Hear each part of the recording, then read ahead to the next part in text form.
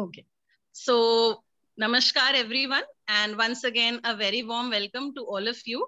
And today, IIT Delhi Alumni Association, Center for Rural Development and Technology, CRDT IIT Delhi, and Unnat Bharat Abhiyan have jointly organized the first Rural Industrialization Day. And today we are having a panel discussion on rural technologies for Atmanirbhar Bharat. For the first time, the Planning Commission used the term rural industries when it recommended a rural industries project program in the year 1962. And in 1988, the Planning Commission defined rural industries in the following lines. The term rural industries connotes such type of industries as khadi, village industries, handloom, handicrafts, sericulture, coir and tiny and service industries located in the rural areas. Rural industrialization therefore includes economic activities outside agriculture carried out in the villages, varying in sizes from households to small factories. The term rural, used as a prefix to industrialization, is to indicate a need for clear conditionality and connectivity between industrialization processes and a distinct section of the society. So in effect, time has come for us to think of rural industrialization as an endeavor requiring innovation distinct from state-sponsored small-scale industrialization to serve both rural and semi-rural areas. And today's event, we are celebrating the first Rural Industrialization Day, and we are dedicating this in the memory of late Professor Rajendra Prasad, IIT Delhi alum. He was BTech 1971 batch, MTech 1973, and PhD 1979 from IIT Delhi. He served IIT Delhi for the longest period of time, almost 55 years from 1966 to 2021. And I salute you, Professor Prasad, and I am sure that we will be having this day in his memory each year. So once again, welcome. And now I would like to invite our President, IIT Delhi Alumni Association, Mr. Kalpen Shukla, for the introductory address. Mr. Shukla is a BTech Chemical Engineering from IIT Delhi, batch 1984, PGDM from IIM Ahmedabad, batch 86. He's worked with Johnson & Johnson, Unilever, Pidilite, British Gas, etc. A management consultant, he is interested in creating social capital associated with Thank You India Research Foundation. He's President IIMA Alumni Association Mumbai and ex-director Vidya Vardhini Education Foundation. So with these words, I welcome Mr. Kalpen Shukla. Sir, please give the welcome address. Yes. Thank you, Dr. Gitanjali, for a very kind introduction. Good afternoon, everyone. It is my pleasure to welcome all participants, members from CRDT, and very eminent panelists for this webinar. Focusing on rural technologies for Atmanirbhar villages, it is jointly organized by IIT Delhi Alumni Association, CRDT, and Unnat Bharat Abhiyan in memory of late Professor Rajendra Prasad, who was also distinguished alumnus of IIT Delhi. We are privileged to have on panel Padma Bhushan Dr. Vijay Bhatkarji, who led the team that indigenously developed the first supercomputer Param, Chancellor of Nalanda University, and distinguished alumni awardee of IIT Delhi. Shri R.H. Dalmiaji, an industrialist who is engaged very closely with various social activities in Brahma region of Rajasthan and distinguished alumnus awardee of IIT Delhi. Shri S.P. Dangayatji, distinguished alumnus of IIM Ahmedabad, member of Board of Governors of IIM Udaipur, and also founder trustee of Innovative Thought Forum. Professor Prasad was an ardent champion for empowering villages for creating truly sustainable Atmanirbhar Bharat at ground level. As a result, a Center for Rural Development and Technology, CRDT, was set up on IITD campus during 70s. Mahatma Gandhi had rightly observed that real India lived in the villages, with close to 600,000 villages and nearly half the population residing in there. One cannot ignore the needs and aspirations of this large section of the society. Urbanization and conventional industrial development catering to the needs of urban population is inadequate to ensure that rural areas also enjoy the benefits of economic progress and resulting wealth creation. The Gandhian plan of rural reconstruction emphasized three dimensions: socio-economic development of localized need, village level participation for self-development and self-reliance, and rural industrialization. Recently, I noticed interesting cases in the areas of rural empowerment through innovative application of knowledge and information. Last year, in a very pleasantly surprising cultural exchange, black rice grown in Chandoli, a small district in eastern Uttar Pradesh, and also known as rice ball of Purvanchal, found itself on the dining tables of Oman and Qatar in Middle East. The district administration, under Aspirational Districts program, decided to diversify the agricultural produce by encouraging farmers to grow fertilizer-free organic black rice.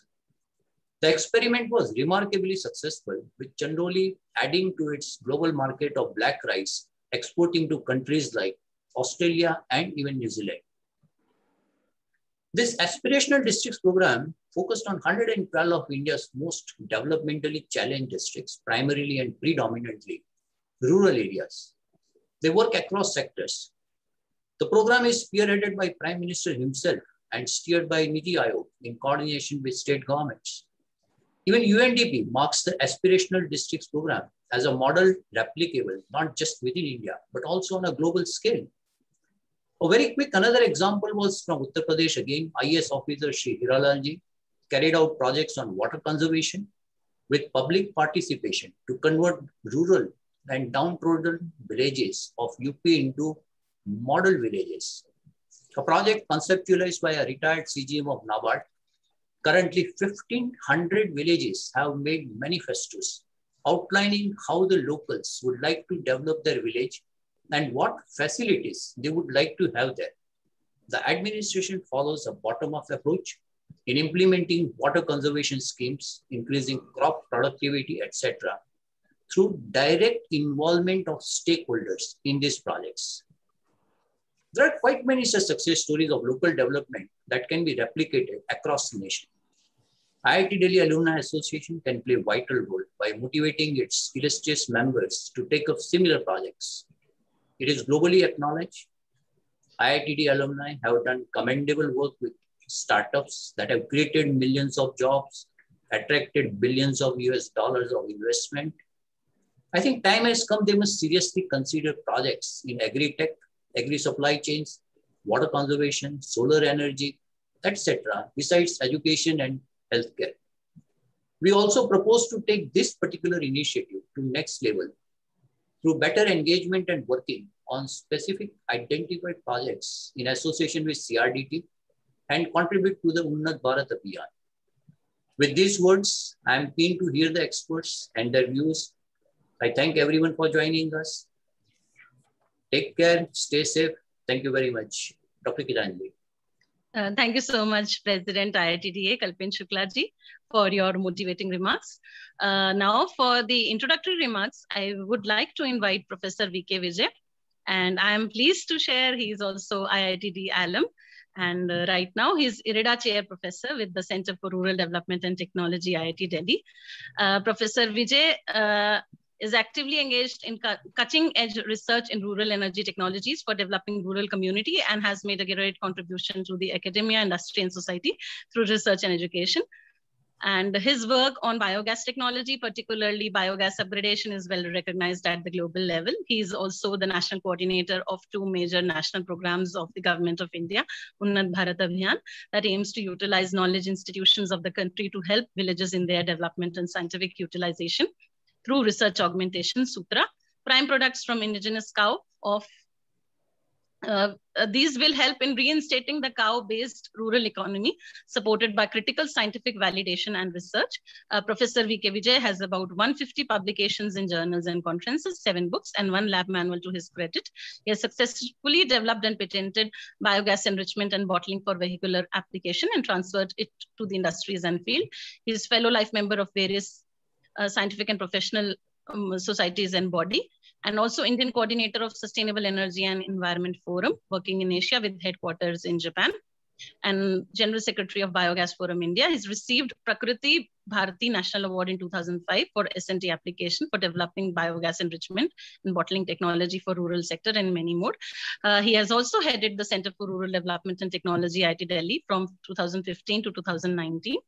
With these words, I would like to invite Professor Vijay. And thank you so much, Professor Vijay, for taking this initiative, sir. We are very pleased to welcome you.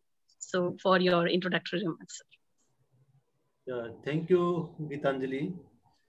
And first of all, I would like to thank IIT Delhi Alumni Association for organizing this wonderful work and event by giving tribute to Professor Rajendra Prasad, who was the instrumental in setting up of Center for Rural Development Technology in IIT Delhi, as well as Unnat Bharat Abhiyan program.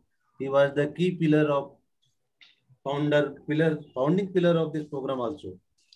Along with all the programs which you have highlighted, that how we can have cow-based economy in rural areas, and CRDTs and other things. So we are proud to have Professor Vijay Bhatkarji today with us. He is also the National Steering Committee Chairman of Unnat Bharat Abhiyan. Then Dalmia जी, जिन्होंने अपना काम करके दिखाया है कि किस तरह से पानी की कमी वाले क्षेत्रों में भी आप पानी की उपलब्धता कर सकते हैं, एग्रीकल्चर कैसे बढ़ाया जा सकता है। इंडस्ट्रियलिस्ट हैं, फिर भी वो लोगों के साथ काम करते हैं। डंगायत जी को मैं बहुत पहले से जानता हूँ, क्योंकि करीब 20 साल से तो बायोगैस में प्रमोट कर रहे थे। सिंटेक्स को उन्होंने मोल्ड किया कि किस तरह से वो बायोगैस प्लांट बनाएं और आम छोटे छोटे बायोगैस प्लांट लोगों तक पहुँचाएं। साथ में कल्पेन जी जो IIT दिल्ली एलुमनाई एसोसिएशन के प्रेसिडेंट हैं, बंसल जी जो सेक्रेटरी हैं, गीतांजलि जो ट्रेजरर है, और सभी IIT दिल्ली एग्जीक्यूटिव कमेटी के मेंबर्स जो इस दिशा में सोच रहे हैं कि कैसे इंडिया को अगर आत्मनिर्भर बनना है तो गांव के रास्तों से ही निकलता है। गांधी जी ने सच कहा था कि आज़ादी से पहले उन्होंने कहा था कि जब तक हमारे गांव आत्मनिर्भर नहीं बनेंगे, सेल्फ रिलायंट नहीं होंगे, तो फिर आज़ादी बेईमानी है। और हमें लग रहा है कि आज़ादी, उनकी जो दिशा थी देश को सोचने की, बनाने की, उसको हम तभी पूरा कर सकते हैं जब हमारे गांव इस लायक बन जाएं कि चाहे शहर में रहो चाहे गांव में रहो, गांव में भी वो सारी चीज़ें उपलब्ध हों जो शहर में होती हैं, गांव में भी वो रोजगार उपलब्ध हो जो शहर में उपलब्ध होता है, गांव में भी आमदनी लोगों की वही हो जो शहर में होती है। तो इस दिशा में अभी जो हमारे प्रधानमंत्री जी, उनकी सोच भी है कि किस तरह से हम आत्मनिर्भर बने। और आत्मनिर्भर बनने के लिए हमें हर लेवल पे आत्मनिर्भर बनना पड़ेगा, चाहे वो गांव हो, चाहे वो कस्बे हों, चाहे वो शहर हो, चाहे वो प्रदेश हो, चाहे वो देश हो। और उसके लिए टेक्नोलॉजी बहुत इंपॉर्टेंट है, चाहे वो खेती से रिलेटेड हो, जैसे अभी कल्पना जी बता रहे थे, वो चाहे वो आर्टिजन्स जो कारीगर है, हमारे मजदूर हैं, कारीगर हैं, जो खेती है, जो फूड प्रोसेसिंग है, जो सभी सेक्टर है, चाहे वो टेक्सटाइल हो, चाहे कारीगरी के विभिन्न विधाएं हैं। और आपको पता होगा कि कल ही 250 साल पहले पूरे दुनिया की जो ग्लोबल इकोनॉमी थी उसका 1/3 भारत से होता था, और इसीलिए भारत सोने की चिड़िया कहलाता था। और वो खाली एग्रीकल्चर बेस्ड कंट्री नहीं था, वो हम कारीगरी और प्रोडक्ट बेस्ड कंट्री थे, व्यापार बेस्ड कंट्री थे। इसीलिए यूरोपियन सारे भारत से व्यापार करना चाहते थे, भारत में आए और उन्होंने अपना आदि राज्य स्थापित किया। वो अलग विषय है, परंतु वापस समय आ गया है कि वापस देश उस लेवल पे आ जाए, क्योंकि हमारी सबसे बड़ी जो स्ट्रेंथ है वो है हमारी रोजगारी। और इस रोजगारी नहीं, हमारे युवा। आप देखिए कि किसी भी देश में इतने युवा नहीं हैं जितने कि भारत में है, और इतने सारे 130 करोड़ की हमारी पॉपुलेशन है, और इतने रोजगार हैं। अगले 50 साल तक हमारे यहाँ पे सबसे ज्यादा वर्क फोर्स रहने वाली है। अगर उन सबको रोजगार मिल जाएगा, उन सबको काम मिल जाएगा, और हम प्रोडक्शन सिस्टम बना देंगे, तो निश्चित रूप से हमारा देश दुनिया का नंबर 1 इकोनॉमिक कंट्री बन सकता है। IITs का इसमें बहुत इंपॉर्टेंट रोल है। हमारे जो भी इंजीनियरिंग कॉलेजेज हैं, यूनिवर्सिटीज हैं, जो नॉलेज इंस्टीट्यूशंस हैं, उनका भी बहुत इंपॉर्टेंट रोल है। इसीलिए भारत सरकार ने उन्नत भारत अभियान की शुरुआत की कि किस तरह से हम हर इंस्टीट्यूट को गाँवों के साथ कनेक्ट करें, ताकि पढ़ाई लिखाई के साथ साथ उनको वो टेक्निकल स्किल आए, जो चैलेंजेस लाइफ में जो होते हैं उनको वो सीख पाए पढ़ाई के दौरान। और आप, मुझे बड़ी बताते हुए खुशी है कि जब हमारे प्रोग्राम शुरू हुआ था तो खाली IIT दिल्ली ने अकेला एक इंस्टीट्यूट था जो कि भाई उन्नत भारत शुरू करेंगे हमने इसका कंसेप्ट दिया। प्रोफेसर राजेंद्र प्रसाद उसको देने वाले में से एक थे, और भी फैकल्टी मेंबर्स थे जो मैकेनिकल इंजीनियरिंग डिपार्टमेंट, दूसरे डिपार्टमेंट्स थे, वो सब साथ मिलकर इस कंसेप्ट को दिया। और आज लगभग हम 3000 कॉलेजेज में 15,000 गाँव में काम कर रहे हैं। आने वाले 5 साल के लिए भी कल ही मेरे पास ऑर्डर आया है मिनिस्ट्री से कि ये एक्सटेंड हो गया प्रोग्राम, और ये प्रोग्राम अब आगे उम्मीद ये है कि हमारे यहाँ जो 50,000 कॉलेजेज हैं और 7 लाख गाँव हैं, तो डॉक्टर भटकर जी का विजन है कि आज़ादी के 100 साल बाद हमारा जो उन्नत भारत अभियान का कार्यक्रम है वो सभी 50,000 कॉलेजेज में सभी 7 लाख गांव तक पहुंचे। मतलब कोई भी गांव बिना किसी कॉलेज के साथ कनेक्ट हुए बिना नहीं रहे। मतलब जब कोई भी कॉलेज किसी अपने आसपास के गांव को गोद में लेगा, उसके साथ मिलकर काम करेगा, तो उसमें पढ़ने वाले स्टूडेंट्स हैं, उसमें पढ़ाने वाले जो प्रोफेसर्स हैं, फैकल्टी मेंबर्स हैं, वो गाँव वालों के साथ मिलकर जब काम करेंगे तो गाँव की दिशा वो पलट सकते हैं। इसलिए हमारे उन्नत भारत अभियान की जो टैगलाइन है वो है शिक्षित भारत, सक्षम भारत, स्वस्थ भारत, संपन्न भारत और आत्मनिर्भर भारत। और जो इसका विजन स्टेटमेंट है कि Unnat Bharat is inspired by the vision of transformational change in rural development processes by leveraging knowledge institutions to help build the architecture of an inclusive India. तो हम इंक्लूसिव इंडिया की बात करते हैं, गांधी जी का जो सपना था उसकी बात करते हैं। और इसमें this is an effort to bring paradigm shift in our education and research programs of higher education institutions in the country by involving faculty and students of these institutions in addressing real challenges in our rural society or society। और हम खाली rural तक ही concentrate नहीं करते, चाहे शहर में भी, चाहे स्लम्स हैं, जो नीचा तबका है, जो की आमदनी कम है, वो बहुत बड़ा तबका है, और सभी जो सोसाइटी का पार्ट है वो इंक्लूसिव डेवलपमेंट हो उसका। ऐसा नहीं हो कि अमीर और अमीर हो रहा है और गरीब और गरीब हो रहा है। तो इस जो फेलसी है इसको हमको चेंज करना है, और उसमें उन्नत भारत अभियान का एक बड़ा रोल हो सकता है। और ये ऐसा करता है कि हम हर कॉलेज को रिक्वेस्ट करते हैं कि वो अपने आसपास के 5 गाँव को गोद में ले और उनके डेवलपमेंट के लिए काम करे। उनके स्टूडेंट्स को, उनके फैकल्टी मेंबर्स को वो उसमें सहयोग लेते हैं। जब स्टूडेंट गाँव में जाते हैं तो जो गाँव वालों की जो विधा है, जो कारीगरों में जो स्किल है, किसानों में जो नॉलेज है, खेती कैसे होती है, पढ़ने से तो वो नहीं आती है, वो काम करने से आती है। और वो उनके जो ट्रेडिशनल विजडम है वो हमारे स्टूडेंट आत्मसात करते हैं, और जो मॉडर्न नॉलेज है वो हमारे स्टूडेंट्स गांव वालों के साथ शेयर करते हैं। तो इस संगम के रूप में उन्नत भारत अभियान एक बहुत बड़ी कड़ी के रूप में उभर रहा है, और बहुत बड़ा हम इसमें सहयोग कर सकते हैं पूरे देश में कि किस तरह देश को आत्मनिर्भर बनाया जा सके। आज हमारे 3 बड़े पैनलिस्ट हैं, उनका अपना जीवन का अनुभव है, अपना यथार्थ का अनुभव है कि किस तरह से गाँव के माध्यम से इस देश को वापस आत्मनिर्भर बनाया जा सकता है। सोने की चिड़िया जो देश कहलाता था वो बनाया जा सकता है। मुझे आशा है कि ये सही मायने में हम राजेंद्र प्रसाद जी को ट्रिब्यूट दे पाएंगे कि इस आज जो एलुमनाई एसोसिएशन ये कार्य कर रही है, ये बड़ी तेज गति से आगे बढ़े। उन्नत भारत और CRDT उसके साथ हैं। मुझे बताते हुए ये भी बड़ी खुशी हो रही है कि अभी पिछले कुछ दिनों से हम लोगों ने सारे IIT में centre for Rural Development and technologies है, चाहे IIT बॉम्बे हो, चाहे IIT खड़गपुर हो, चाहे IIT गुवाहाटी हो, चाहे ISC बेंगलोर हो, IIT इंदौर हो, IIT जोधपुर हो, उन सबसे मेरी बात हुई है। आज वो इस कार्यक्रम में भी शामिल हुए हैं, और सब मिलके देखिए अभी IIT सब हर डिपार्टमेंट, हर फैकल्टी अपने हिसाब से काम करता है, वो किसी के साथ काम नहीं करना चाहता, पर हमको मिलके काम करने की आवश्यकता है। अब सारे IIT के सेंटर फॉर रूरल डेवलपमेंट ने डिसाइड किया कि हम मिलकर कोलैबोरेटिव काम करेंगे, ज्वाइंट PhD करवाएंगे, ज्वाइंट कोलैबोरेशन में पॉलिसी बनाएंगे, ज्वाइंट कोलैबोरेटिव टेक्नोलॉजी डेवलप करेंगे। तो निश्चित रूप से मुझे उम्मीद है कि आने वाले टाइम में IIT का कंट्रीब्यूशन गाँव के विकास के लिए बहुत अच्छा हो जाएगा। इसी आशा के साथ मैं अपना काम वाणी को विराम देता हूँ, और आज हमको बड़ा अच्छा मार्गदर्शन मिलेगा इस उम्मीद के साथ। बहुत बहुत धन्यवाद।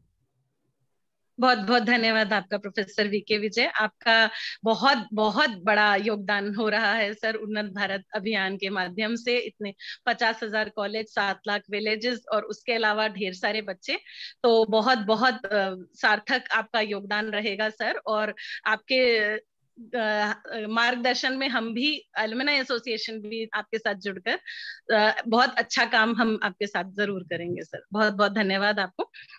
Now I would like to invite Professor Anushree Malik, head Centre for Rural Development and Technology, IIT Delhi.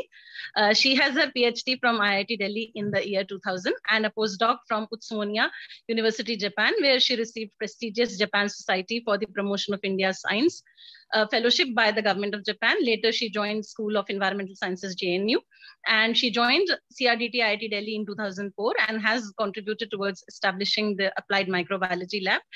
During her research career, she has published more than 80 international journal papers, 13 book chapters, and 17 Hindi research articles. She has completed several research projects by various funding agencies, DST, ICMR, MOEF, MNRE, and ICAR. She received KVIC Golden Jubilee Award for Innovation in Rural Industrialization, awarded by KVIC, and Young Coal Scientist Award by Central Fuel Research Institute, India. So welcome again, Professor Anushri.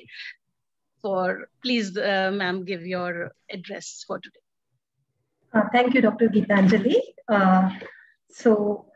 Padma Bhushan Professor Vijay Bhatkar, Chancellor, Nalanda University, Shri R.S. Dalmia, Shri S.B. Dangyaj, Mr. Kalpen Shukla, Dr. Geetanjali Kaushik, Professor V.K. Vijay, Mr. Rakesh Bansal, and all other members of the executive committee of the IIT Delhi Alumni Association, and all the guests present in this event.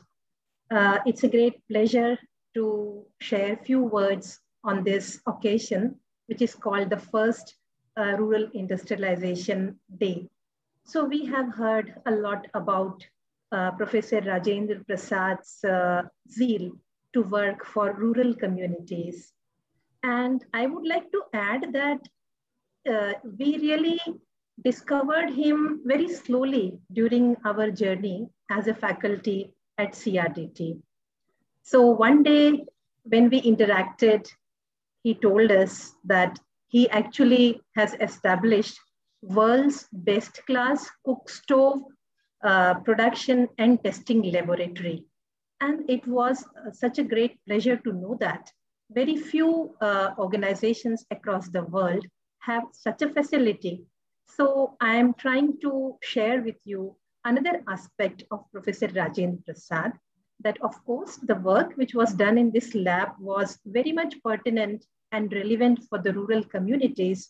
But in the nutshell, I think he never compromised on the quality of the work also by establishing such facility, by developing group, by developing human resource, which can deliver in this area for long times to come. And if I remember, the key mantra that I could learn after looking at his actions and the way he worked was think big. And this is something which is risky, and we often don't want to come out of our comfort zone to think big and execute big, which is even more challenging. So because of this kind of zeal that he had, I think he thought of such vast projects like Mahatma Gandhi Institute of Rural Industrialization at Wardha. And I also remember Professor R.R. Gaur on this occasion, who also headed the thrust area on rural industrialization at IIT Delhi, and along with Professor P.L. Dhar. So this was such a coherent group, and these people were so magnetic that they could bring in so many faculty members across the departments and centers to work for this cause. And I think this tradition continues. And on this day also, Center for Rural Development and Technology collaborates across 28 centers and departments of IIT Delhi, apart from many national and international collaborations. And of course, UBA provides us a very unique platform. So I really recall a day when we were sitting in Wardha and we were trying to see that how many farmers' life is going to be impacted by some kind of work and policy that we were deliberating about, the organic farming and zero budget farming. And none of us could think, but he said that the numbers are going to be 4 times. because just don't think about the farmer. Think about the wife of the farmer, the family of the farmer. So, I mean, in every aspect, I learned from him how to think big, how to deliver big. And I'm sure, as Professor Vijay just mentioned, that based on this and as a tribute to him, we will really expand our activities by collaborating with other IITs and IISCs and other organizations in India and abroad to carry forward this work. So I really end my address here with tribute to the memory of Professor Rajendra Prasad. And I'm sure even in the heaven, he must be thinking about how to take things further. And I wish that we are driven by his spirit to do our best in this. Thank you. Thank you so much, Professor Anushri. Very thoughtful of you, ma'am, to remind us of the great contribution of Professor Prasad. We are extremely happy today that we are able to organize this event today as a tribute to him. And I'm sure that every year we'll have this event. Thank you so much, ma'am. And now I would like to invite Honorable Professor Vijay Bhatkar for the keynote address. Dr. Bhatkar is one of the most acclaimed and internationally acknowledged scientists of India. He is presently the Chancellor of Nalanda University. He was the Chairman of Board of Governors of IIT Delhi from 2012 to 17. He is best known as the architecture of India's national initiative in supercomputing, where he led the development of India's first supercomputer Param in 1990 under the technology regime. Currently, he is steering the National Supercomputing Mission of developing X-scale architecture supercomputing for India. And he is also widely known for bringing ICT to the masses through a wide range of path-breaking initiatives. And he is also credited with the creation of several national research labs and institutions, notably CDAC, IITMK, Technopark, MKCL, TH Research Lab, and Multiversity. He has mentored several innovation-based startups, and Sir was conferred with the Krishi Bharat Ratna Award in 2017, the Padma Bhushan Award in 2015, Padma Shri Award in 2000, Maharashtra Bhushan Award 1999-2000. He is the recipient of prestigious Jindal Prize 2012 for Science and Technology. He's been showered with a string of awards: Adi Gojrej Award 2010, CDAC Oration Award 2006, Foundation personalities. So he has a string of awards. Professor Bhatkar is presently chairman of Bharat Abhiyan. And we are also very pleased to share that Dr. Bhatkar did his PhD in engineering from IIT Delhi in 1972. And his life mission is to bring about a synthesis of science and service of Professor Vijay Bhatkar for his keynote address in today's event.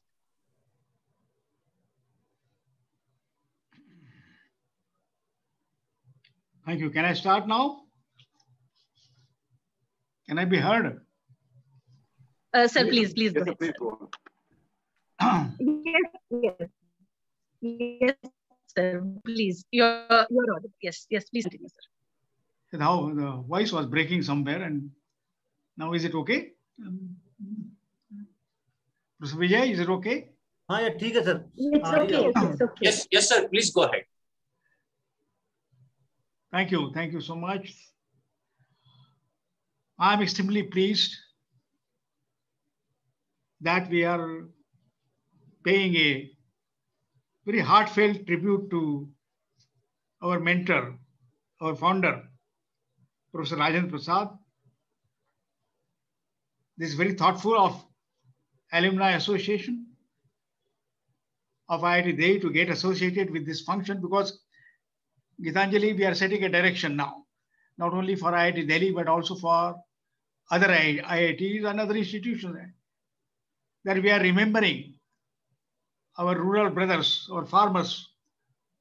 I remember when the IITs were being formed, and this was a big question for the planners at that time, for the nation builders of that time, when India was about to get independence. IIT Kharagpur if you remember, was formed even before independence. And many labs like for the NPL, NCL, CSIR laboratories, some early CSIR laboratories were really created before independence. That thought was there, very important, is that the industrialization of India would be very important. And we must develop technologies for such large-scale rural industrialization. Mahatma Gandhi often talked, as we remember, as we been talking, often we remember Mahatma Gandhi's far-reaching thought that unless India's 7 lakh villages are developed, India cannot be developed. I have a special impression of this thought because my parents, who were very educated, were well educated at that time, both father and mother, and they were with Mahatma Gandhi in Wardha, I think and Mahatma Gandhi had told to them one of the evening prayer meetings that now India is going to get independence and you should get ready now to go back to your villages where you come from. I think most of us have come because India has been the nation or the motherland of several small villages from the Vedic times. And now India has 7 lakh villages. And unless these villages are developed, we will not be able to develop really foundations of further development. That was Mahatma Gandhi's mantra, and we remember that. I remember our Honorable Prime Minister talking about it when he became the Prime Minister first time, and he addressed from Lal Killa, and this address included the development of villages as the foundation for India's further development. So it's one thing, coming from IITs, I think Virendra Vijay addresses, Dr. Anushri addresses this one. Coming from this one, there is going to be a special challenge that when these IITs were developed, India had a choice whether to go develop the schools or create IIT-like institutions. It is amazing that at that time people really thought of developing atomic energy. I think the technology is like extremely difficult, or the technologies of that time when Dr. Bhabha met Pandit Nehru and he talked about we must develop atomic energy for India's, not only for India's security, but for many other spin-offs atomic energy will have for India's development. Not only security alone. At the same time, we must remember same vein Vikram Sarabhai, when he decided in the footsteps of Professor Bhabha that India should have a space program. So it's interesting to observe at the time when the nation is faced with the fundamental issues of education, feeding emerging large population, and there are several challenges before us, several contradictions before us. At that time, we thought of development of these IITs. This is very remarkable. And of course, we began from IIT Kharagpur and we came back. And now, of course, we have IIT Delhi, among the first 5 IITs. And they have special responsibility really to set the directions. Today, we have a number of IITs growing. I think 23 IITs and so many triple IITs and so many ICERs. We have come out very well. These 5 ICERs and then ICERs, and there's so many institutions are going. One thing to be observed in this context when we were creating a blueprint for India's development, particularly for the rural development, I'm talking about this one. You see, the idea of CRDT came, and here exactly, I think the contribution of Professor Rajendra Prasad come in. At that time, when we have your most valued graduates, when you come out of IITs, I think there were things people have paid rich tribute to the graduates of IITs. They made a mark all over the world wherever they went, particularly in the US and wherever they went. I think people suddenly always remember the IITs of this one. Once I remember often talked about, people said that I can get my child admitted to MIT, but not to IITs. I think it's very difficult to get admission to these institutes. What role IIT graduates have created all over the world is also documented, particularly including the new startups, the technology-based, innovation-based startups that they are creating all over the world, and their intensities, I think, highest among the world. So this has been the contribution of the IITs. At the same time, we must not forget that while creating these institutions, we had made a choice. We had to make a choice whether I create a school in a small village or create IIT in a place like this, and we have many IITs being created. So, in a way, I think we have sacrificed the development of villages and created such institutions and some large-scale industrialization too. So I remember we must remember that that's why there is a special responsibility of IITs making contribution to the founding fathers, in the sense the vision of founding fathers to our rural things. Today, India's population, as you know, is 138 crores, and very soon 140, and also we are the largest populated nation of the world very soon, taking ahead of China. And then 140 crore people, out of which 68% stay in villages. Their subsistence depends on villages. I think, and remember how many people I think we need to think of in our development priorities. So there is a special responsibility for institutions like IITs, and some brilliant children which have come out of this we are coming out of IITs. We must first think, if you have to do innovation, we must think of what this innovation must be directed, where it is the most needed. That kind of innovation. There are several possibilities. Technology is going at very fast rate in all directions. The question is what choices you have to make now. One of the choices have to be that how do I uplift my rural population? What can I do for my agricultural economy? Now I am working on robotics, for example. Can I develop agri-robotics? Why agri-robotics? Because today rural young population doesn't want to go to farm. What shall I do for that kind of thing? How artificial intelligence can help in this context?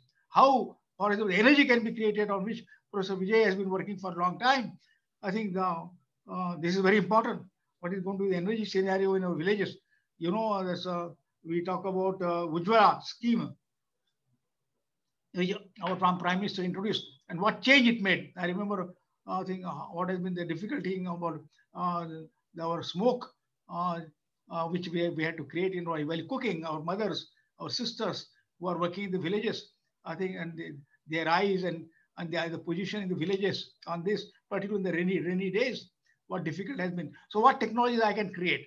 Can I create this technology? That's why biogas comes in. Biogas, I think we are not been very successful. In that sense, what was aimed at, I think, and what we can do, particularly in the rural economies and our 7 lakh villages, a usefulness for that. And that technologies which are, I think being created at CRDT. And that's why I think that remembering Professor Rajendra Prasad ji, he always talked about advanced technology for our home chullas. And I remember when I became the chairman, he demonstrated to me what new things what technologies which we are trying to create, and making this chula as a really successful thing based on the local materials available there and what can be done. He was, I think it is Anushri, I will tell that we must take it forward and try to make it a really successful chula for our villages, because we don't know what challenges will come in the future thing regarding the gas, LPGs or other things and the prices have increased so much and are increasing so much. And we always think of the basic challenges which in the rural area. I'm very happy that Alumni Association got associated with it. And I talked about it when I was the chair of IIT Delhi, that Alumni Association can play a very important role, because there are several limitations in government projects or national projects which we need to take up. And then that kind of the flexibility that is required. I said, suppose you want to work with we said completely that we must work with the voluntary organization. I think Vijay ji and I talked about it. We talked that unless we associate voluntary organization, and some of them they are spiritual, some of them social, some of them come from many, it comes in many complexions. And there is a problem of associating with them. So, but when our alumni association get associated, they make some contribution, token contribution, getting then linked with this whole program. So I think alumni association has a very catalytic role to play wherever there are some limitations, and also I would particularly like to set example from IIT Delhi Alumni Association that what is important is that many of the IIT graduates have gone all over the world, and they are very extremely successful. Wherever they went, they have been very, very successful. It is very important that they should get linked to their own villages, not anybody else. That somehow I came by my grandfather or grandfather has been associated with this village, and I adopt that village. I help and work with CRDT like institution. There are several CRDTs now. Work with them. How we can get linked to our own villages, things like that. This has not yet happened. I think we have talked about it many times. We have talked about the contributions of IITs in the sense of alumni, but this can be the most desired part of it. That I remember this village. I think today as Gitanjali, we are remembering this and this. So our villages should be known that I come from that village. I'm very proud that I come from a very small village of 350 population, 300 population. I'm very proud of that, and I'm very happy and I'm thankful to God that I was born in India and I was born in a village. I was born in a very small village, so that I understand. And one day these villages play a very important role, and once again, I would say Mahatma Gandhi had foreseen this, particularly say in the challenges like Corona. I think I will. When challenges like Corona, we have seen that we require a very distributed economy. Although we stay in villages, we have very large, massively growing cities. Our cities have become some. Delhi, for example, the whole Delhi area is 2 crore people residing in a very small NCR area. And if then pandemics occur, they can we have seen this. It is impossible to manage them in such kind of pandemics, and we don't know the future pandemics. So the rural way of development, what Mahatma Gandhi talked about, is much better way, such a distributed and way of it can encompass and a sustainable way of development. So we must create such models. Once again, I think we must know the strategic importance of such village, and that's why CRDT programs are important, not from that perspective, but also a developmental model for our India, further development, future development. After facing the challenge of people running here and there for oxygen, people do things and which is not available. And we have seen what kind of situation occurs. I think most hopeless situations can occur, and we are struggling to do that. In addition, we require distributed economy. We require the wastewater management. We require water management. We require so many challenges. I think the distributed model that can be handled much better way if the same kind of investments are made. And it is here IITs come in. IITs are the people, the youngsters who can think of different models, not only just technology, but management people can think of. This kind of the economic development people can think of. And of course, such pioneering work can be done with the help of alumni associations, alumni who are, I'm also an alumni. So I think of that. Let's not forget that there are so many possibilities of technology program, but these are challenging. To address these challenges are that what schooling can be done, what schooling transformation can be done, what kind of agriculture and food technologies which are required can be done, how youngsters can be associated with it, how this mobile, which carries the almost like a strength computing power of a supercomputer, how this can be used for rural marketing and linking the markets up all over the world. So these are the challenges. I think people like Professor Rajendra Prasad show example, spending the entire life devoted for this village development technology, whether it's in Wardha, whether it is in. So I think he has reminded us, he has set an ideal example before us that entire life can be devoted and technologies can be done and technologies can be brought to the chulas and how the life can be made this one and more sustainable economies and sustainable development can be carried out. I will end up with this, that Unnat Bharat Abhiyan is an example, is a model, not only example, of India's development. Today, as has been told to you by Professor Vijay also, that we have the largest, one thing, another thing, we began from the beginning of the 20th century. We had begun from the 6% of literacy. I think Vivekananda had observed at the end of his life that only 6% of I think we are educated. One time it was the most advanced, learned civilization of the world. I think from Vedic times, we had come to this level after, it was the invaders came in, and we had come to that stage. Today we have the largest, one of the very soon, not the second largest, but now very soon the largest educational infrastructure, educational development, consisting of close to 1,000 universities, as close to 45,000 colleges, or very soon 50,000 colleges, and 15 lakh schools. I think we are talking about this is one of the largest infrastructure anywhere in the world. Which how this education can be linked with development. This education is now not linked with development. We are offering some education, development is going in another direction, but particularly.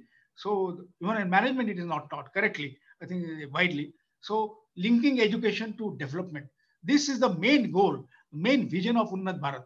Unnat Gram should come, and then Unnat Bharat will come. This is the linking. The first time we are linking our education to the actual development processes and challenges, and we should study those challenges and find solutions, innovative solutions for that. That is the purpose of this program, and which is now growing very fast. As we said that we are linked 3,000 colleges, 15,000 villages, but our goal, we have how many villages? We have 7 lakh, 6.4 or 7 lakh villages. So we are reaching out to those villages. We have to know their problem, and we have so many colleges. I just mentioned 50,000 colleges. Can we link this village in the development process and apply your minds to that? Apply the challenges to that. I'm very pleased to see that CRDT has 100 PhD postdoctoral students, and they are working. They are chosen to work on in this rural development projects. They can work on some advanced nanomaterials, nanotechnologies, or artificial intelligence or data sciences, but they have chosen to work on that. So this is good news. So I would like particularly to invite alumni associations to reach out to all the people who are today in the other US and developing these countries. That is very well, but also development, remembering our own villages and challenges of India's development. So this today, we are paying tribute to Professor Rajendra Prasad as an example, who devoted his entire life complete for this challenge and creating CRDTs, at least to begin creating Unnat Bharat Abhiyan, bringing into focus that program, and we are paying tribute to such a inspiring person. So we our condolences are, of course, now we had a function.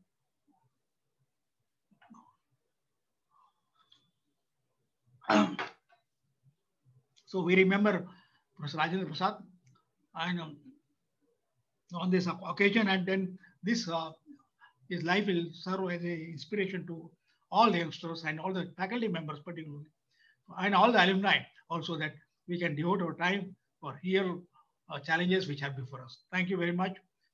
Once again, paying tribute to the memory of Professor Rajendra Prasad, I end my talk. Thank you. Thank you so much, Professor Bhatkar. Indeed honored to have you with us today, sir.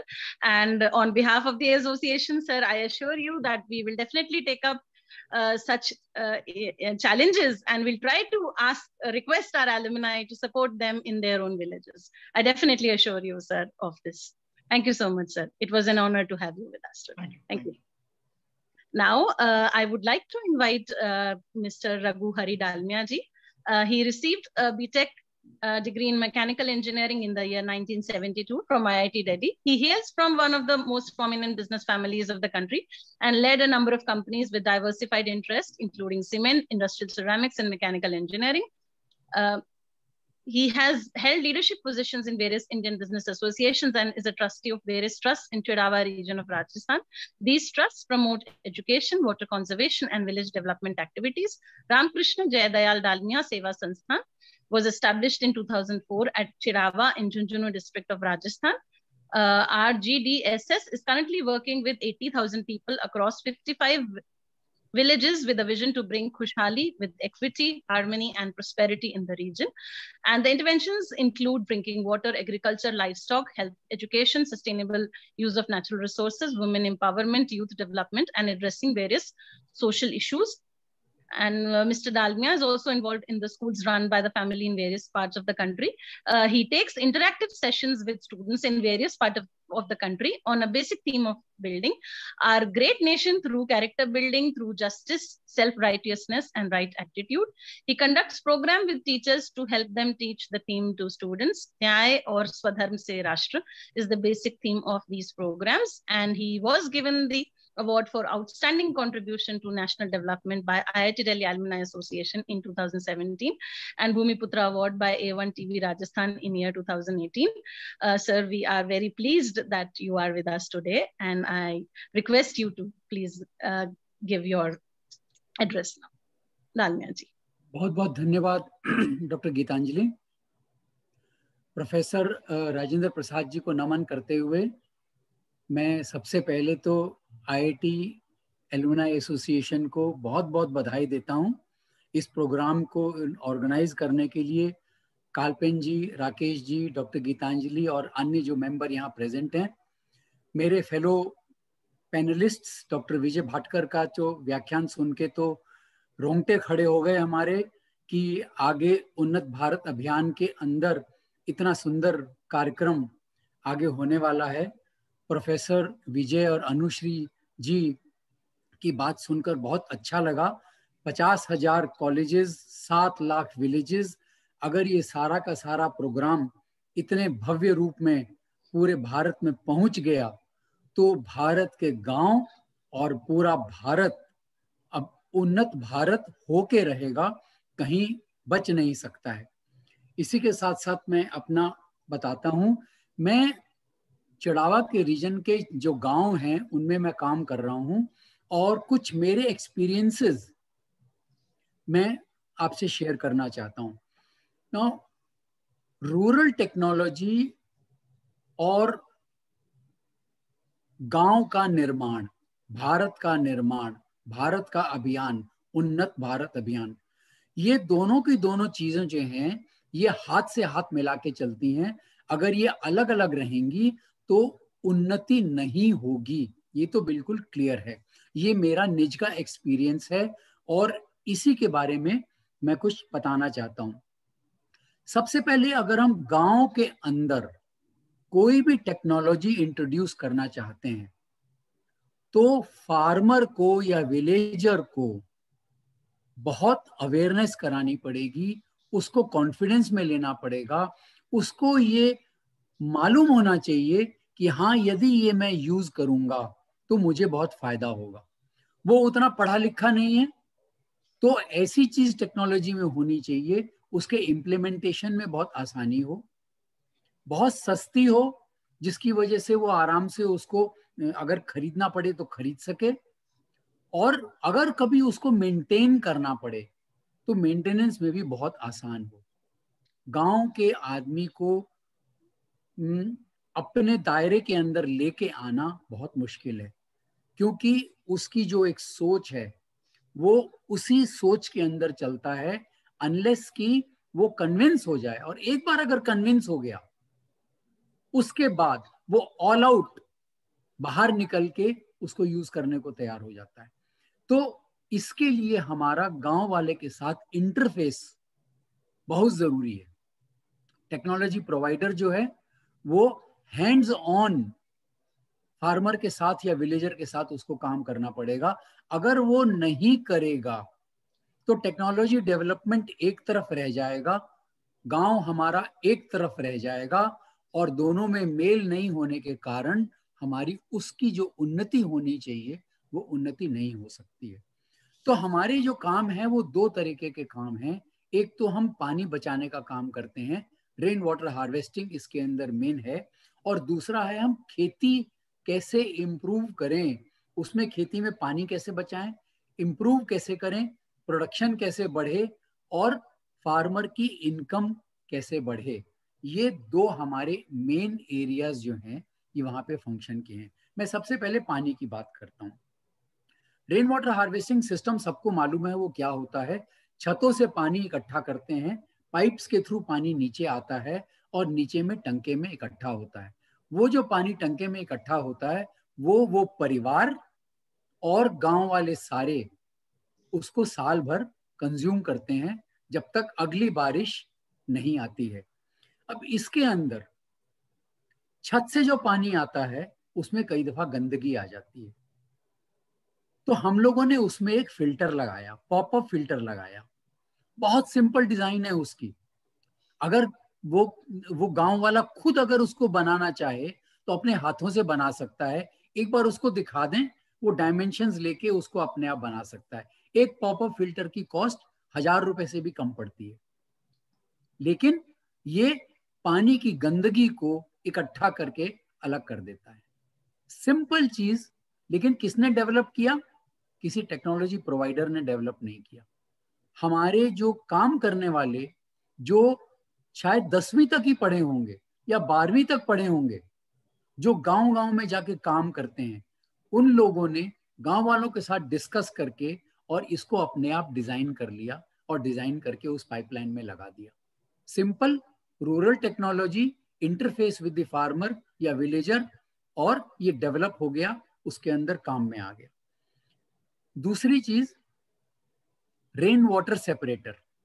ना जो first rain water separate करना जरूरी हो जाता है, क्योंकि उसके अंदर जो गंदगी रह जाती है, पत्ते रह जाते हैं, कभी कभी मिट्टी भी आ जाती है, उस पानी को अगर हम सेपरेट ना करें तो वो गंदा पानी टंके में चला जाता है। ये रेन वाटर सेपरेटर भी हमारे आदमियों ने डेवलप किया और गांव वालों के साथ मिलकर डेवलप किया। ऐसा नहीं है कि हमारे आदमी ने बता दिया और उसने काम कर दिया।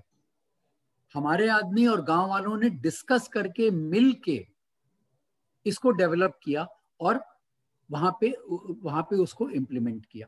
तो ये फर्स्ट रेन सेपरेटर। दूसरा हमने डेवलप किया low cost water table measurement. ना लो, वैसे तो पीजोमीटर आता है, piezometer is a very costly instrument, but ये इतना लो कॉस्ट डेवलपमेंट किया और ये गांव वालों ने डेवलप किया हमारे आदमियों के साथ मिलके। पानी का लेवल छोटा सा, बहुत बहुत छोटे से डायमीटर का एक कुआं सा बना लिया, डीप चला गया और उसके अंदर उसको डाल के पानी का मेजरमेंट ले लेते हैं कितना डीप पानी है। इसका पर्पस क्या है? इसका पर्पस केवल ये है कि हर साल पानी कितना नीचे जा रहा है, और वो मेजरमेंट करने से गांव वालों की स्थिति, जो मन की स्थिति है, वो सही रहती है कि पानी का कंजम्पशन बहुत ज्यादा हो रहा है या सही रास्ते से चल रहा है। और इसके अंदर फर्दर इंप्रूवमेंट करने के लिए रूटेक IIT दिल्ली, इन्होंने हमको सपोर्ट किया। इनके लोग आए, मेरे ख्याल में स्टूडेंट्स ही थे शायद, आए, उन्होंने देखा और उसको उन्होंने फर्दर डेवलप किया, जिससे इस इंस्ट्रूमेंट की लाइफ एनहेंस हो गई। तो ये हैंड्स ऑन जो एक्सपीरियंस है, मैं बार बार इसको बोलना चाहता हूं, ये जो हैंड्स ऑन काम करना है ये बहुत जरूरी हो जाता है। उसके बाद हम लोगों ने डेवलप किया रेन गेज मेजरमेंट। राजस्थान के अंदर आप लोग सब जानते हो कि पानी की जो बरसात का पानी है वो बहुत कम आता है, बरसात बहुत कम होती है। एवरेज रेनफॉल वहां पे करीब 400 mm है, लेकिन अंदाज रोज मतलब हर साल 300 mm, 250 mm, 350 mm की बारिश होती है। अगर किसान को मालूम हो जाए कि कितनी बारिश हो रही है, कितना पानी इकट्ठा हो रहा है, तो वो अपनी फसल को उसी हिसाब से आगे बढ़ा सकता है। मुझे कौन सी फसल करनी है, मैं पानी कंज्यूम कर सकता हूँ कि नहीं कर सकता हूँ, और ये आइडिया जब उसको मिल जाएगा तो उसके लिए संभव हो जाएगा, वो खुद डिसाइड कर लेगा कि मुझे क्या करना है। हम लोगों ने जो स्ट्रक्चर बनाया, वो पानी का इकट्ठा, ये पूरा रेन वाटर हार्वेस्टिंग का स्ट्रक्चर, वो इतना सिंपल स्ट्रक्चर बनाया कि हमको कोई डिजाइन करने की जरूरत नहीं। एक बार गांव वाले ने देख लिया, अगर वो चाहे तो वो खुद कंस्ट्रक्शन कर सकता है उसको। इतना सिंपल स्ट्रक्चर है। सरकार ने जो उसका स्ट्रक्चर बना के दिया था बहुत कॉम्प्लिकेटेड था, बट आप विश्वास नहीं करेंगे, राजस्थान सरकार के आज जितने स्ट्रक्चर बनते हैं उन्होंने हमसे हमारे स्ट्रक्चर को कॉपी करके बनाया है, क्योंकि वो बहुत सिंपल स्ट्रक्चर है। किचन का पानी बाहर निकलता है, वेस्ट निकलता है। नहान घर का पानी बाहर निकलता है, वेस्ट निकलता है। उसको इकट्ठा करने के लिए हमने सोकपिट बना दिए।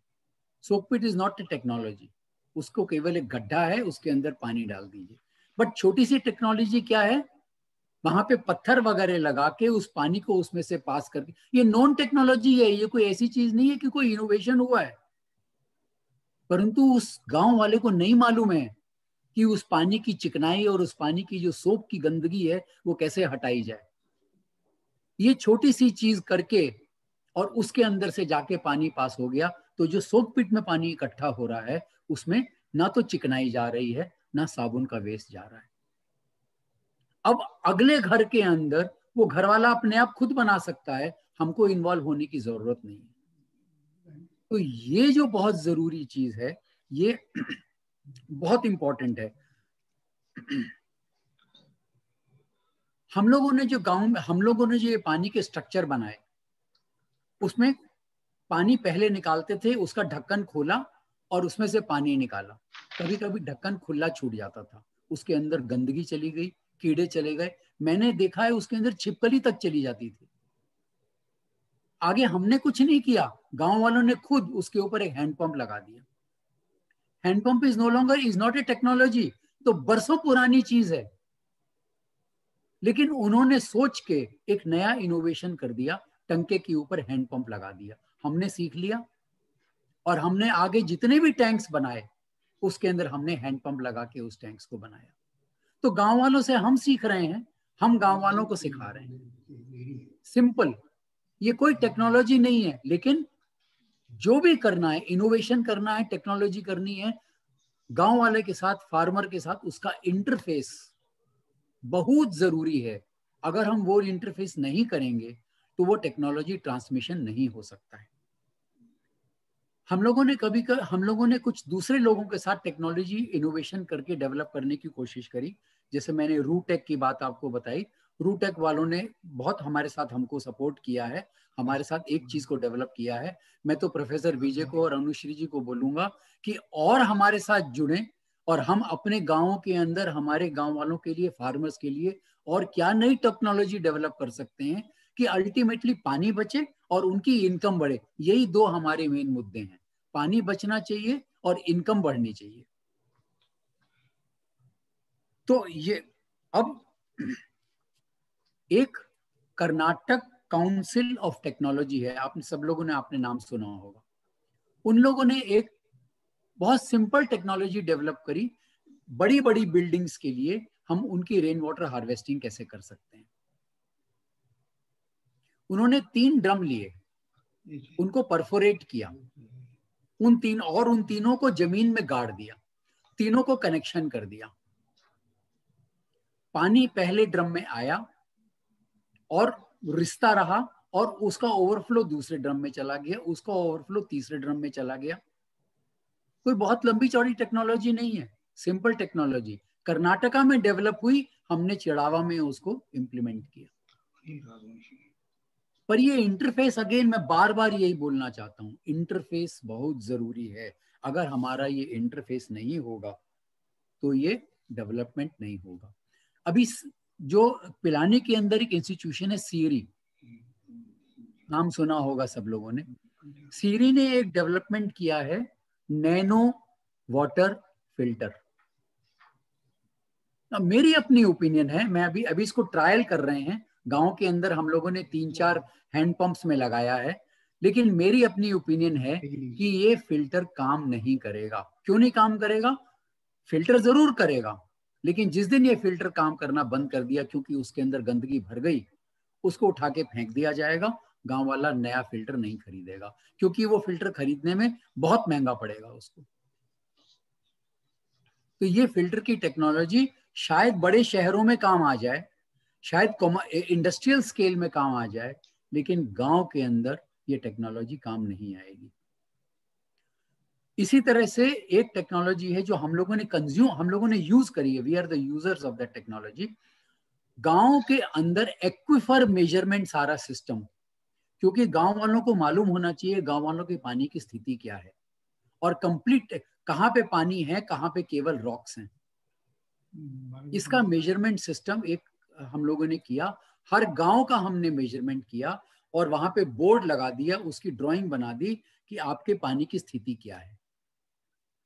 लेकिन अनफॉर्चुनेटली ये टेक्नोलॉजी इतनी महंगी है कि कोई आउटसाइड एजेंसी ही इसको यूज कर सकता है, गांव वाले इसको यूज नहीं कर सकते।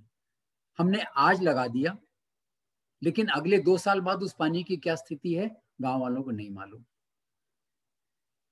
तो कोई ना कोई, अगर आज रूटेक या हमारे स्टूडेंट्स, अगर अभी जैसे प्रोफेसर विजय ने बात करी कि स्टूडेंट्स को हम एनकरेज करेंगे कि वो गांव में जाएं, अगर ये स्टूडेंट्स को ऐसी टेक्नोलॉजी डेवलप कर लें कि एक्विफर मैनेजमेंट बहुत सिंपल तरीके से हो जाए, बहुत बड़ा एडवांटेज हो जाएगा गांव के अंदर, जिन गांवों में पानी की कमी है।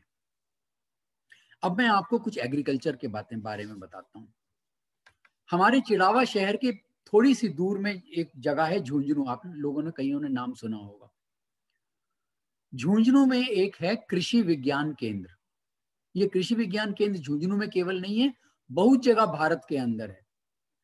उन लोगों ने कृषि के अंदर इतने अच्छे अच्छे डेवलपमेंट्स किए हैं, इतने अच्छे अच्छे डेवलपमेंट्स किए हैं, अच्छे बीज डेवलप किए हैं, किस तरीके से पानी कम कर सकते हैं वो उन्होंने डेवलप किया है, किस तरह से फसल की प्रोडक्शन बढ़ाई जा सकती है वो उन्होंने डेवलप किया है।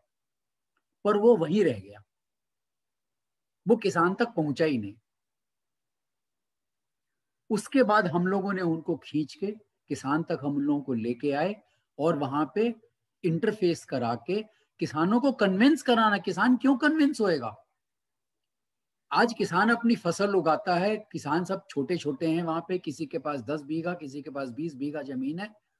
अगर वो बोलेगा जी मैं आपकी चीज को यूज कर लूं और कल को फसल फेल हो गई तो मैं तो गया, मैं तो भूखा मरूंगा।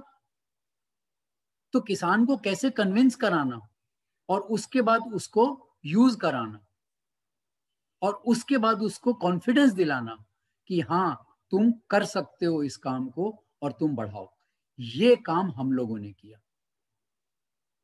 और एक बार जब किसान कन्विंस हो गया तो आप विश्वास नहीं करेंगे, हमने शुरू में 25 किसानों के साथ काम किया, आज हम 5000 किसानों के साथ काम कर रहे हैं। हमारा इच्छा है कि हम 10,000 किसानों के साथ काम करें। उसके उस 5000 के अंदर भी हमने 2500 किसान का हैंड होल्ड किया और बाकी 2500 किसान अपने आप जुड़ गए। उन्होंने देखा कि जब ये किसान कर सकता है तो मैं क्यों नहीं कर सकता, वो अपने आप जुड़ गए। तो ये जो कृषि विज्ञान केंद्र की टेक्नोलॉजी को हम लेके आए किसानों के पास, उसमें किसानों में 50% पानी कंजम्पशन कम हो गया, फसल की बढ़त 35 से 40% बढ़ गई और नेचुरली फिर किसान की आमदनी भी करीब करीब दोगुनी हो गई, क्योंकि जिस तरह से फसल की आमदनी बढ़ी, फर्टिलाइजर का कंजम्पशन कम हो गया, पानी देना कम हो गया तो उसकी कॉस्ट कम हो गई, ये जो कीटनाशक हम लोग स्प्रे करते हैं वो कम हो गया। तो ये सब कम हो जाने से किसान की कॉस्ट भी बच गई और कॉस्ट बच जाने से उसका आमदनी भी बढ़ गई। एक हम लोगों ने नई चीज उनके साथ इंट्रोड्यूस करी, मल्चिंग। मल्चिंग के अंदर क्या करते हैं कि बीज बोने के पहले क्यारी को हम लोग कवर कर देते हैं प्लास्टिक से, प्लास्टिक के अंदर छेद कर देते हैं, अंदर में उसकी ड्रिप इरिगेशन है। तो drip irrigation is no new technology, but किसान को बताना कि कैसे करना है। Mulching is not a new technology, लेकिन किसान तक पहुंचाना जरूरी है कि वो करे। आपको कुछ फोटोज, आई डोंट नो, समय है क्या आपने पास? सर हमारे पास समय की थोड़ी सी शॉर्टेज है सर, ऑफिशियली टाइम खत्म हो गया और अभी डंगायत जी का कोई बात नहीं, मैं फिर फोटोज नहीं दिखाता हूँ, मेरे पास कुछ फोटोज भी थी। उसी तरह से एक टेक्नोलॉजी है अपनी tunnelling. Tunnelling is very similar to poly house. बड़े बड़े किसान तो पॉली हाउस में कर लेते हैं, छोटे छोटे किसान जो पॉली हाउस नहीं अफोर्ड कर सकते हैं उनको हमने कहा तुम टनलिंग कर लो। तो टनलिंग भी हमारी टेक्नोलॉजी नहीं है, हम लोगों ने कहीं से सीखी और वो सीख के हमने किसान को इंट्रोड्यूस करी, उन्होंने टनलिंग करी। टनलिंग करने से जो पॉली हाउस का एडवांटेज है फसल का वो उनको मिल गया। उसी तरह से हमने एक और टेक्नोलॉजी इंट्रोड्यूस करी, multi layer farming. Multi layer farming भी हमने कहीं से सीखा, ऐसा नहीं है कि कोई नई टेक्नोलॉजी हमने डेवलप करी ना, हमने कहीं से सीखा और सीख के हमने किसान को इंट्रोड्यूस किया। तो मल्टी लेयर फार्मिंग में किसान की डबल ट्रिपल इनकम हो गई। उसके साथ साथ हमने बायो एंजाइम इंट्रोड्यूस किया, बायो कंपोस्टिंग इंट्रोड्यूस किया ना। बायो एंजाइम और बायो कंपोस्टिंग मेरे साथ के एल्यूमिनाई राम प्रकाश, पता नहीं आप लोग जानते हैं कि नहीं, हम लोग साथ ही में पास आउट किए थे 72 में। उन्होंने इस चीज को डेवलप किया खुद, बायो एंजाइम बायो कंपोस्टिंग। उन्होंने हाउस होल्ड के लेवल पे इंट्रोड्यूस किया और उन्होंने हमको बोला कि तुम किसानों के साथ काम करो और विलेज लेवल के ऊपर इसको इंट्रोड्यूस करो।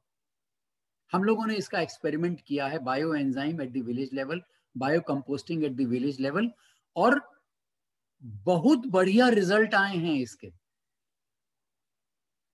तो फेलो आईआईटीएन ने ये टेक्नोलॉजी डेवलप करी और फेलो आईआईटीएन ने हम लोगों ने इसको इंट्रोड्यूस किया किसानों के साथ।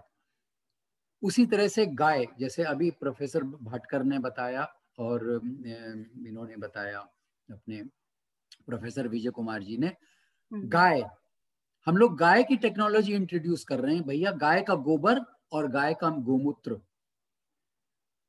इसको किस तरीके से हम कर सकते हैं, ऑर्गेनिक फार्मिंग भी हो जाएगी तो गंदगी चली जाएगी केमिकल्स की, और फसल कैसे इंप्रूव हो जाएगी, ये सारी की सारी हम लोग इनको इंट्रोड्यूस कर रहे हैं।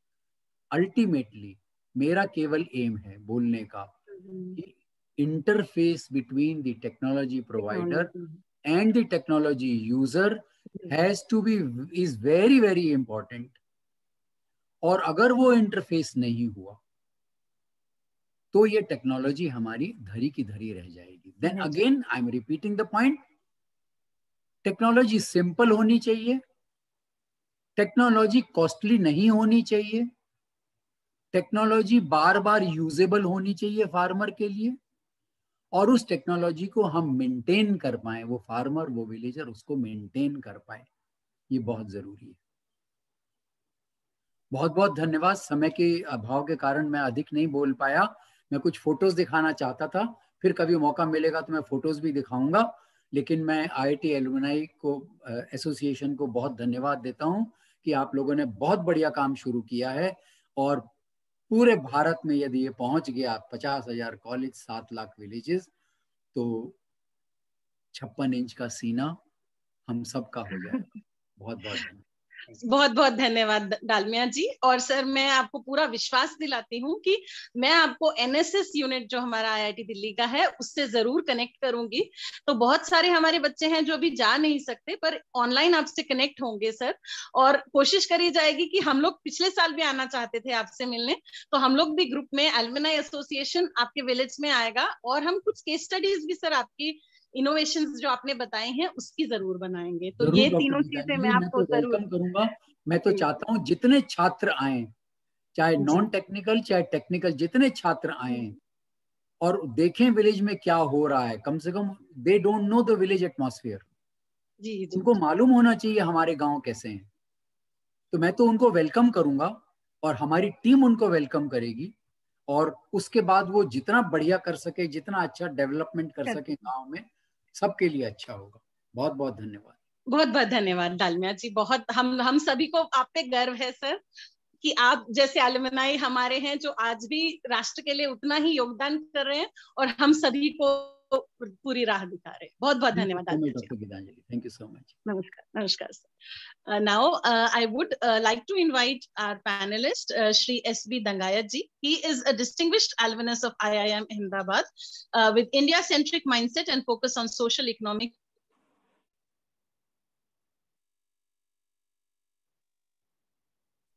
Dr. Gitanjali, you're on mute. Mr. Dangayat has devoted all his focus, efforts and expertise to evolve production structure, renewable energy, waste management and health. building brand Syntex into a formidable entity offering innovative and affordable solution across sectors during his long career spanning 42 years in leadership position, including over a decade as managing director. He has featured in the best-selling book Stay Hungry, Stay Foolish of Rashmi Bansal as a role model for entrepreneurs. He is ex-chairman of National Advisory Board of Plast India Foundation and is independent director on board of GMDC and GIPCL. He is also on the board of governors of IIM Udaipur and Oro University Surat. And he was recognized as a distinguished alumnus of IIMA during its Golden Jubilee celebration in 2011. He has recently compiled an anthology on pragmatic ways for Atmanirbhar Bharat. With these words, I rest Shri Dangai. Thank you very much, Gitanjali ji. Dr. Bhatkar, Dr. Vijay, Dalmia ji, Kalpen ji, and all my friends who are present today. I am first of all very thankful to IIT Delhi Alumni Association for inviting me on this particular occasion, which is to celebrate the work and the life of Dr. Rajendra Prasad, who is the founder of this particular center, which is doing a phenomenal work and has set the example for engaging the technical institutions and colleges with the development of our villages. I have been these days busy with running Innovative Thought Forum, which is an India-centric thinking plus action platform. And I had the pleasure to collaborate with Swadeshi Jagran Manch last year on a topic, pragmatic ways for Atmanirbhar Bharat. And in that particular endeavor, we had 12 roundtables covering various facets, starting with external trade, internal trade, but above all, we had many interesting roundtables which are directly concerning the rural areas. In all these discussions, what emerged was that we have to become autonomous and independent in our thinking. Atmanirbharta can only come when we start with Atmanirbharta in our mind space or in our thinking or in our thoughts and plans. If we are not in a position to kind of make a distinction between what is good and what is not good for us, we will really not be self-reliant or we will not be Atmanirbhar. And it was in this particular atmosphere that many of the India-centric thought leaders, I guess, say in all around 200 people participated, 75 people contributed to this particular anthology, which we released a few months back under the title of Pragmatic Ways of Atmanirbhar Bharat. When I look at the kind of scenario that is affecting us in terms of the development, we are clearly finding that the rural areas are really getting left behind because of a number of policy tilts in favor of urbanization. I would not like to go into the causes of that, but I would like to straight away come to the topic of rural industrialization. When we look at rural industrialization, we need to go back, and Gitanjali ji, correctly mentioned that rural industries were mentioned the first time in the Document of Planning Commission in the year 1962. We have had obviously Khadi and Village Industries Commission, Coir Board, small industries, and various, say maybe types of outfits that have been taking care of, you may say, the tiny cottage or the small industries. As you all may be probably aware, in the year 2006, Government of India decided to put together micro, small, and medium enterprises under one banner, under one category. And they merged or they subsumed within that cottage industries, village industries, tiny industries, small scale industries, and medium industries. MSME Act 2006 came into being, and that obviously meant that all the policy decisions that were to be taken together rather than being taken separately. Another thing that happened along the way was to look at enterprises as an entity which encompasses or which covers or which includes manufacturing as well as services. So when we today talk about MSME, MSME is micro, small and medium enterprises all across manufacturing as well as servicing. Shops, you may say repairing establishments, you may talk about a wholesaler, or you may talk about a kind of a workshop. All of them are coming under MSME. For this August audience, I would like to just give a breakup of MSME in India. Micro enterprises are the ones which have got an investment in plant and machinery of less than 1 crore of rupees. These are all called micro enterprises. Investment of less than 1 crore of rupees and turnover, annual turnover of less than 5 crores. So micro enterprises, 1 crore investment, 5 crores turnover. Then we come to the medium enterprises. And medium enterprises, we have got, small enterprises, we have got investment up to 5 crores and turnover up to 25 crores. So that is what is a kind of a small enterprise. And then you come to the medium enterprises, which have got investment in plant and machinery of up to 50 crores and a turnover of up to 250 crores. Now, this is the category. MSME Ministry came up with a report of the year 2020-21 very recently. And I would like to inform all of you that out of 6.4 crore enterprises as identified or as documented by Government of India, more than 99% are micro enterprises. Small enterprises, medium enterprises, and the large enterprises, they are less than 1%.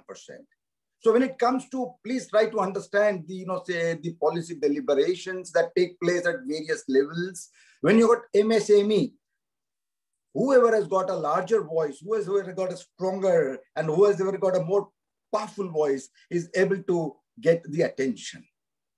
And that is how you find micro enterprises not finding much of a mention, much of an attention, barring some kind of electoral promises. Medium enterprises or small enterprises are in a position to make a noise, and therefore they are the ones who get the attention. So when it comes to any policy formulation, any kind of an action which is suiting micro enterprises, it is just not there. Now let us look at the last 70-75 years. I believe government after government has believed or has the thought that giving some kind of a financial support, some kind of grant, some kind of an aid and some kind of a subsidy is all that will be enough to inspire, to motivate and make people work. Believe me or not, we found, during the deliberations that it has come to a level that we should consider finance as one of the small elements. Finance is not the only thing to run an enterprise or to run a business. There are many, many facets that are required to be covered. I am attached with Entrepreneurship Development Institute of India. I mentor them and I offer some programs. And very recently, after maybe studying the current scenario, we have agreed to come up with a program which is going to be called Vyapar Sutra for micro enterprises empowerment. Why Vyapar Sutra? Business in our own language, हमारी हिंदी भाषा में या हमारी मातृभाषा में हम उसे व्यापार कहते हैं. मैनेजमेंट का अलग अलग तरह से लोग अर्थ करते हैं, उसका अलग अलग तरीके से अर्थ घटन करते हैं. मैं ये कहूंगा कि उसको सूत्र कह दें. तो मैंने व्यापार और सूत्र दोनों को इकट्ठा करके व्यापार सूत्र एक इस तरह का कोर्स बनाने की कोशिश की है जो माइक्रो एंटरप्राइजेस के लिए सूटेबल हो. हमारे यहाँ जितने भी MBA और दूसरे सब जो कोर्सेज हैं, they are not designed, they are not meant for micro enterprises.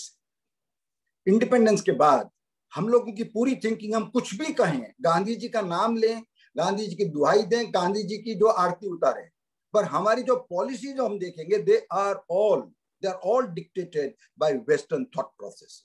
हमारा इकोनॉमिक जो मतलब जो आप कहेंगे पैराडाइम है, वो भी पूरा का पूरा is based either on capitalism और कम्युनिज्म. कैपिटलिज्म मतलब शुद्ध लाभ और कम्युनिज्म मतलब शून्य लाभ. हम लोगों ने कभी ये विचारा नहीं, कभी सोचा नहीं कि हमारे घरों के बाहर, हमारी दुकानों के बाहर शुभ लाभ क्यों लिखा जाता है. इस चीज का हमने कभी विचार नहीं किया. And this is what is the crux of the problem. We have not been India-centric. We have not thought that we have to go for a decentralized, distributed development, which is going to benefit all, which is going to be really, जो कहेंगे कल्याणकारी हो, शुभाकारी हो. Now let us look at the kind of issues that are coming up in rural industrialization. या गांवों में, if you want to set up something, what exactly are the problems? I must maybe share it with you that energy economics is a subject which has not been studied or which has not been evaluated in a very objective manner. Energy economics are fast and very rapidly changing.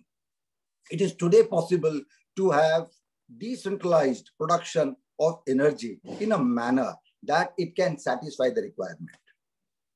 Our own governments have been so far going only for demand side approach.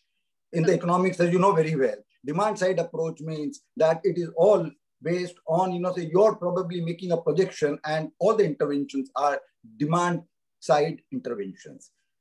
2 years back, Rural Electrification Corporation and another organization called CEW evaluated the actual requirement of power from the angle of rural enterprises, from the rural consumers or the agriculture. And picture is very different. A rural enterprise does not require power 24/7. It will be possibly happy to run it for 8 or 12 hours. So we can very easily design decentralized, distributed grids, which can easily be okay, comfortable and affordable to the enterprises that are there in the rural areas. What do we have in the rural areas? Let us try to see.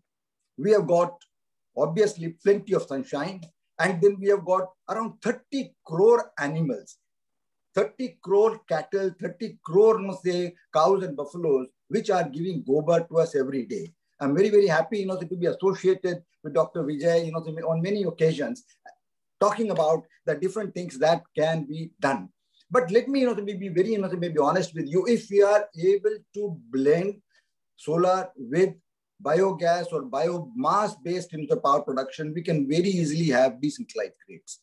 In a nutshell, I'm trying to say that it is not very difficult for us to have now affordable supply of power for rural enterprises. If we take Gaushala-based or Gobar-based, or you can say a combined grid, which is going to have solar plus biogas together.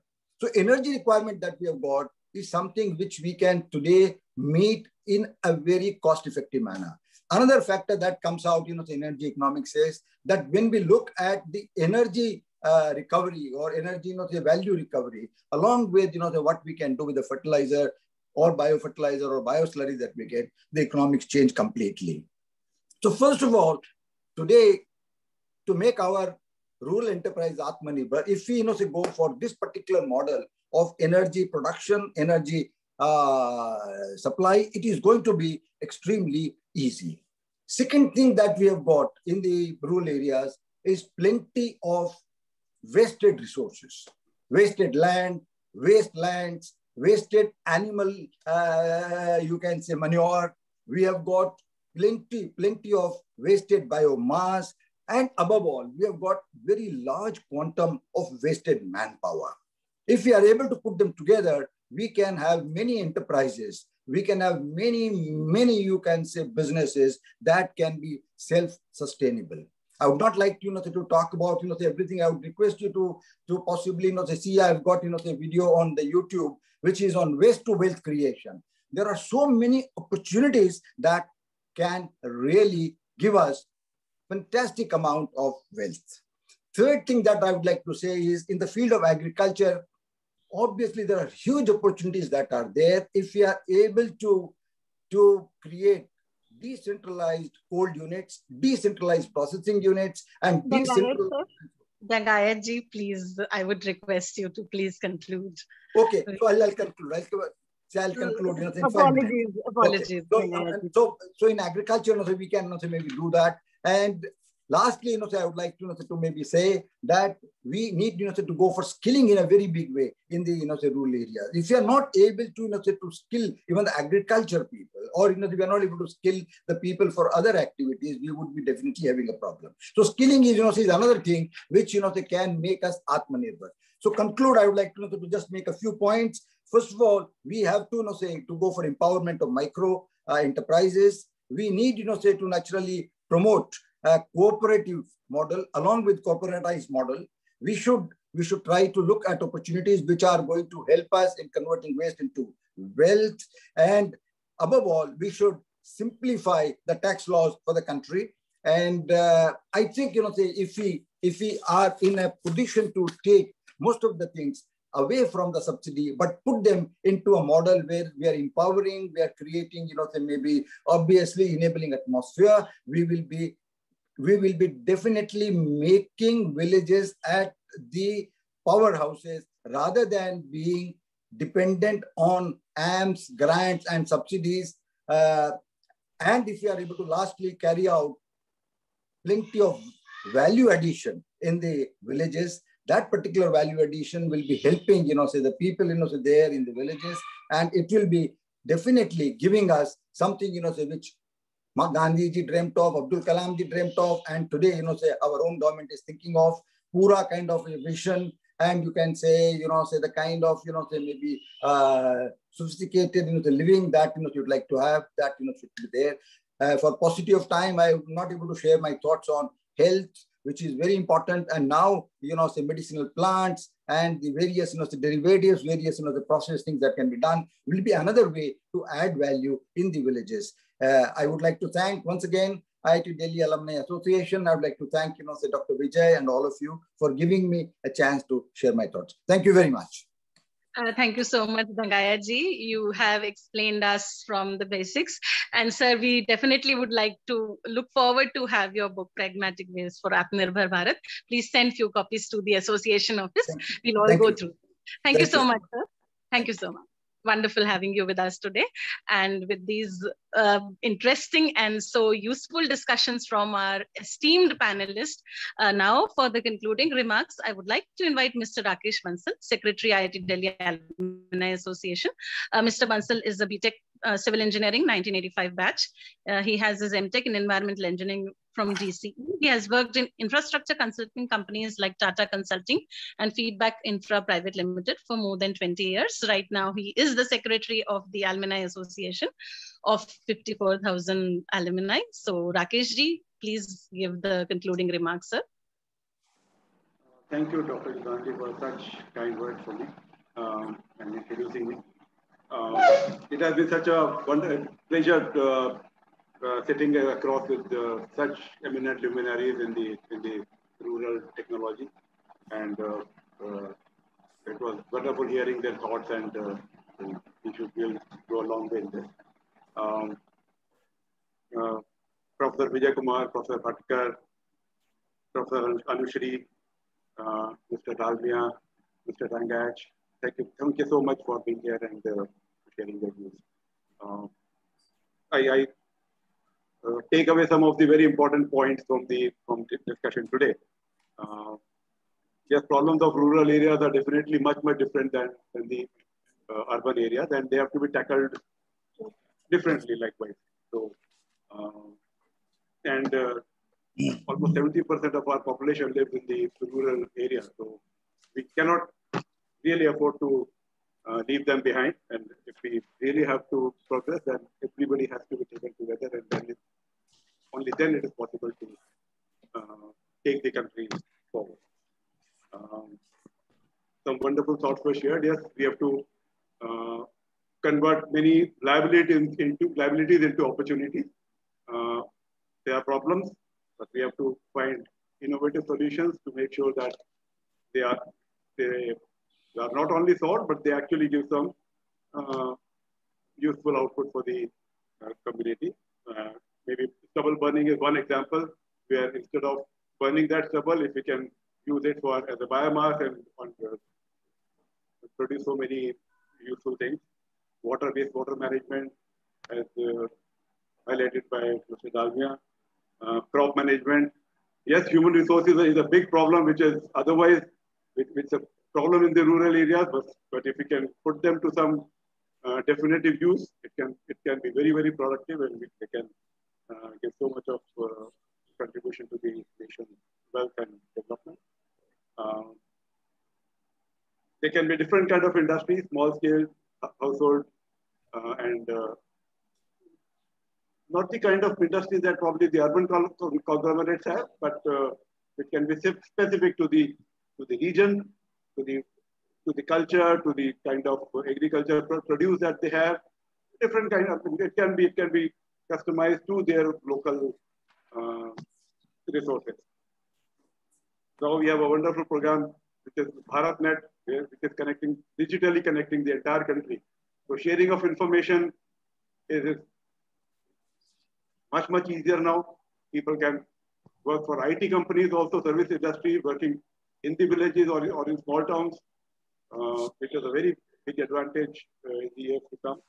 And yes, you can reach out to the latest technology to more and more people so that they can utilize all the developments which are happening across the country.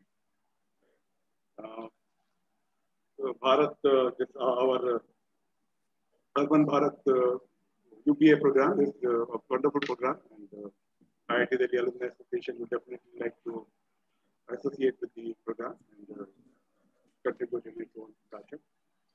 Happy to hear that a good beginning has been made and 50,000 villages have been connected. But yes, of course, we have a long way to go connecting all the 7 lakh villages and through 50,000 colleges. Yes, on an average, it comes to 14 villages per college. But then the journey is long, but yes, a good beginning has been made.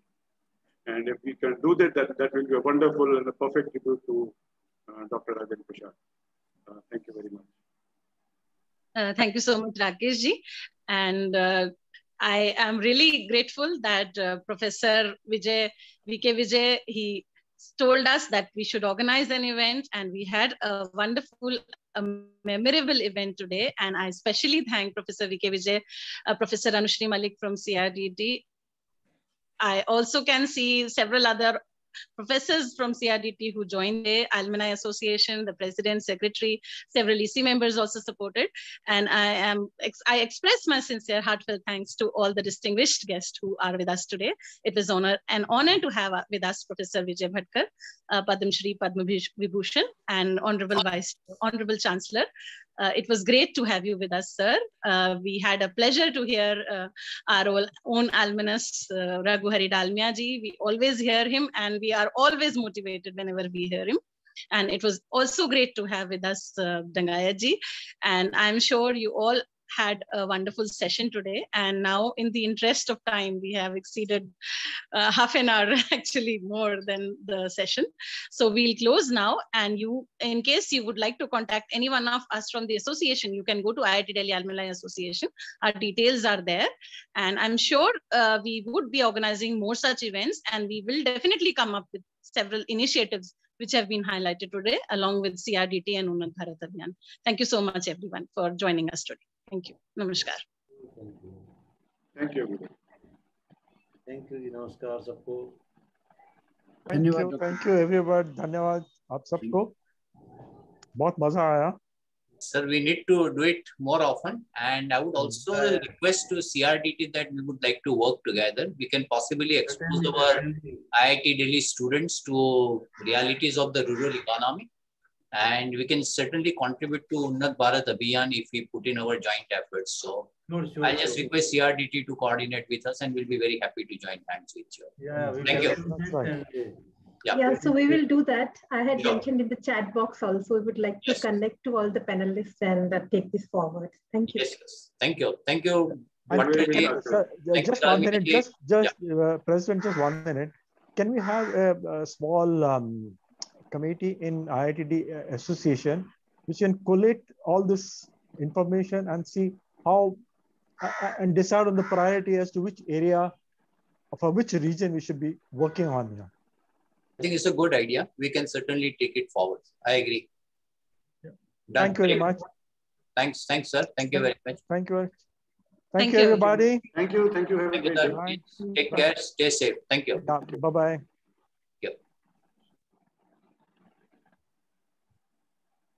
Satish, you can close the meeting.